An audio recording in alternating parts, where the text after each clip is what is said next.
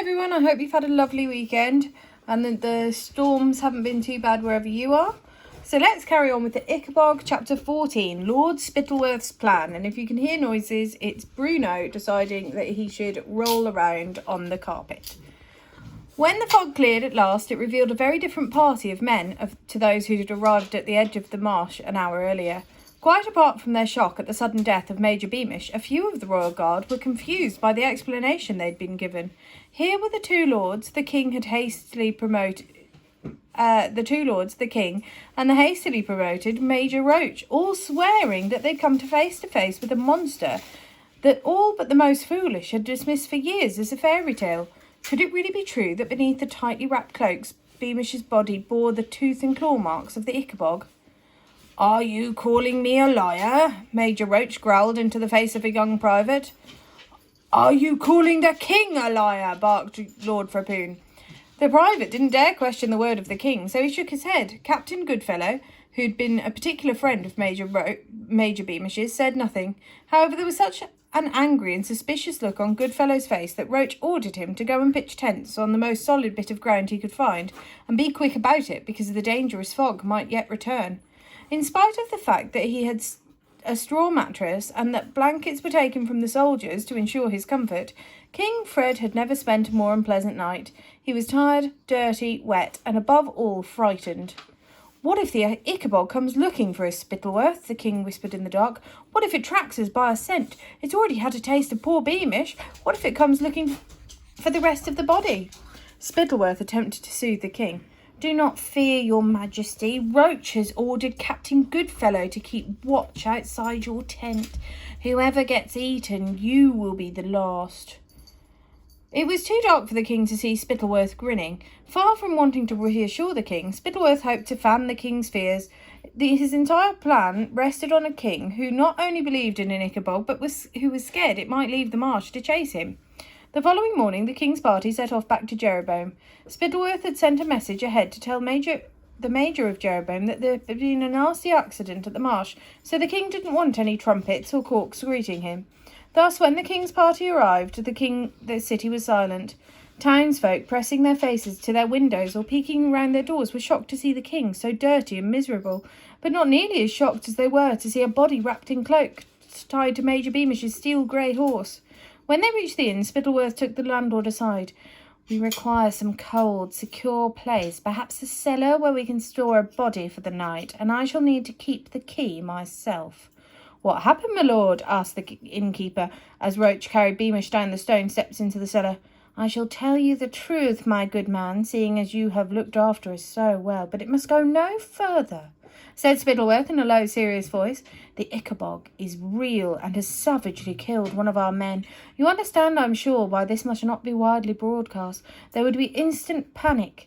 The king is returning with all speed to his palace, where he and his advisers, myself of course included, will begin once on a set of measures to secure our country's safety."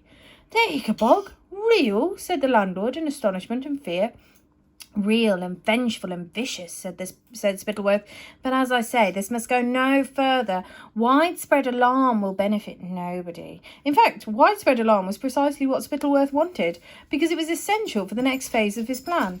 Just as he'd expected, the landlord waited only until his last guests had gone to bed, then rushed to tell his wife, who ran to tell the neighbours, and by the time the king's party set off for Kurdsburg the following morning, they left behind a city where panic was fermenting as busily as the wine.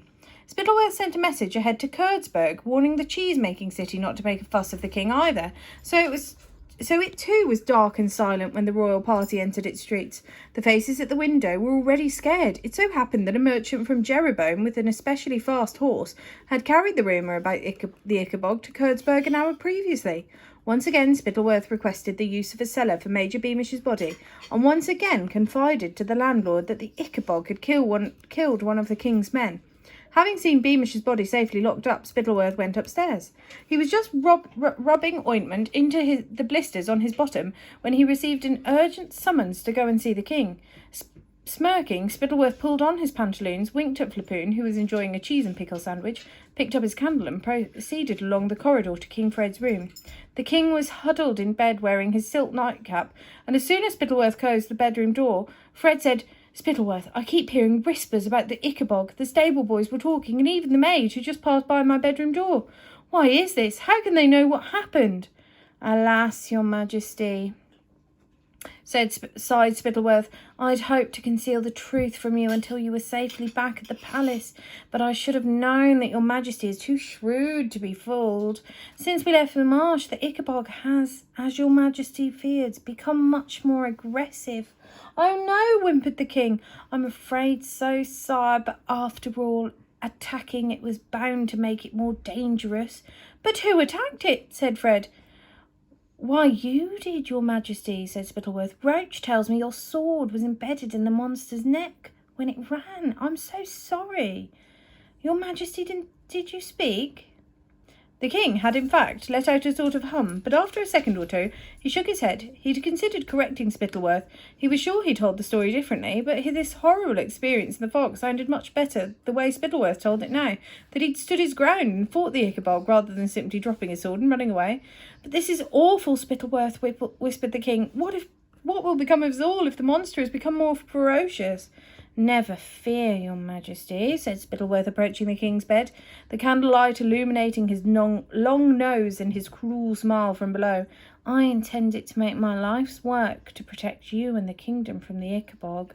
"Thank you, Spittleworth. You are a true friend," said the king, deeply moved, as he fumbled to extract a hand from the eiderdown and clasped... Oh, I clicked on that way too fast. Because now I don't know what the last sentence was. Click next. And clasped that of the cunning lord. Oh, there it is. Chapter 15. The King Returns. By the time the king set out for Shoeville the following morning, rumours that the Ickabog had killed a man had not only travelled over the bridge into Barronstone, they'd even trickled down to the capital, courtesy of a cluster of cheesemongers who set out before dawn.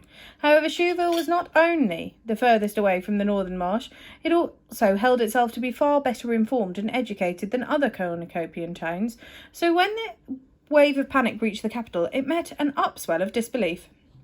The city's taverns and markets rang with the excited arguments.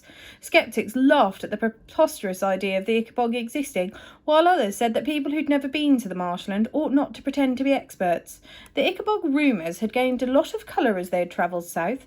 Some people said that the Ickabog had killed 3 men, others that it had merely torn off somebody's nose. In the city within the city, however, discussion was seasoned with a little pinch of anxiety.